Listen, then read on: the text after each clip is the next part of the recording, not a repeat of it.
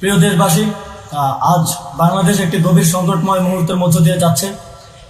এখন পর্যন্ত আমাদের প্রাপ্ত খবর অনুযায়ী আওয়ামী লীগ, ছাত্রলীগ, যুবলীগের সন্ত্রাসীরা গুলি করে কুপিয়ে প্রায় 30-এর অধিক শিক্ষার ছাত্র জনতাকে হত্যা করেছে এবং দিন শেষ হতে হতে এই সংখ্যাটা কোথায় গিয়ে দাঁড়ায় আমরা জানি না।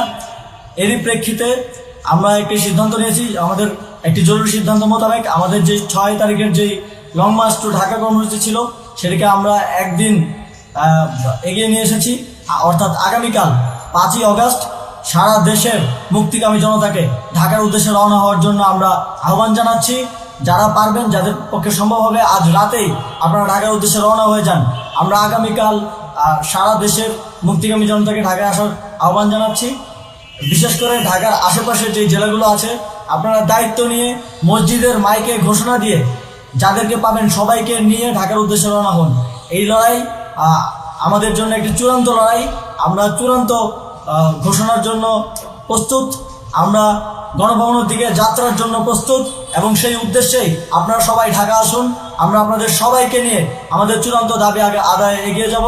আমি জানি না সমন্বয়করা আজকে রাতে বেঁচে থাকতে পারবে কিনা, কিন্তু আপনাদের উপর আমরা এই দায়িত্ব দিচ্ছি। আপনারা সবাই নিজ দায়িত্বে ঢাকায় আসবেন আগামীকাল এবং পরশু পরিস্থিতি বিবেচনা করে পরশু গণভবনের দিকে 4 দিক থেকে আমরা রওনা হব। আমরা খুব আতঙ্কের সাথে লক্ষ্য করছি যে ছাত্রলীগ, যুবলীগ এবং আওয়ামী লীগের গুন্ডারা পুলিশের অস্ত্র দিয়ে পর্যন্ত সাধারণ জনগণের উপর হামলা করছে। কিন্তু একটি সুখের খবর হচ্ছে, সারা দেশের বিভিন্ন স্থানে সেনাবাহিনী ছাত্র জনতার পক্ষে দাঁড়িয়েছে। আবার কিছু কিছু জায়গায় যেমন মিরপুর ও মোহাম্মদপুরে সেনাবাহিনী ছাত্র জনতার বিপক্ষে দাঁড়িয়ে গুলি চালাচ্ছে। আমরা সেনাবাহিনীর প্রতি আহ্বান জানাতে চাই, আপনারা এদেশের নাগরিক এবং আপনারা এদেশের নিরাপত্তার দায়িত্বে আছেন, এদেশের জনগণের যানবাহনের নিরাপত্তার দায়িত্বে আছেন। আপনারা দেশের পক্ষে এবং দেশের জনগণের জন্য কাজ করবেন।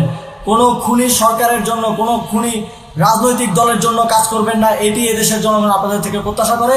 আমাদের এই আন্দোলনে সম্পূর্ণ সমর্থন দিয়ে হয় নিরপেক্ষ থাকুন, অথবা এই খুনি বাহিনীকে, সরকারের খুনি বাহিনীকে প্রতিহত করুন, তাদেরকে যথাযথ শাস্তির আওতায় নিয়ে আসুন।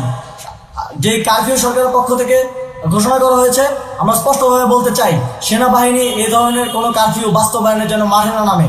যদি মাঠে নামে তাহলে সেনাবাহিনী স্পষ্টভাবে অফিসিয়ালি জনতার বিরুদ্ধে দাঁড়াবে। আমরা চাই না সরকারের এই ষড়যন্ত্রে সেনাবাহিনী পা দিক। সেনাবাহিনীকে জনতার বিরুদ্ধে দাঁড়ানোর যে ষড়যন্ত্র সরকার রচনা করছে সেটিতে সেনাবাহিনী পা দিবে না, এই বিশ্বাস আমরা রাখতে চাই। আওয়ামী লীগ আজ সারা দেশে তাদের খুনি বাহিনীকে নামিয়ে দিয়েও ছাত্র জনতার প্রতিরোধের মুখে টিকতে পারেনি। রাজপথের পরাজিত শক্তি হিসেবে তারা সেনাবাহিনী সহ অন্যান্য বাহিনীকে আমাদের বিরুদ্ধে কাজে লাগানোর চেষ্টা করছে।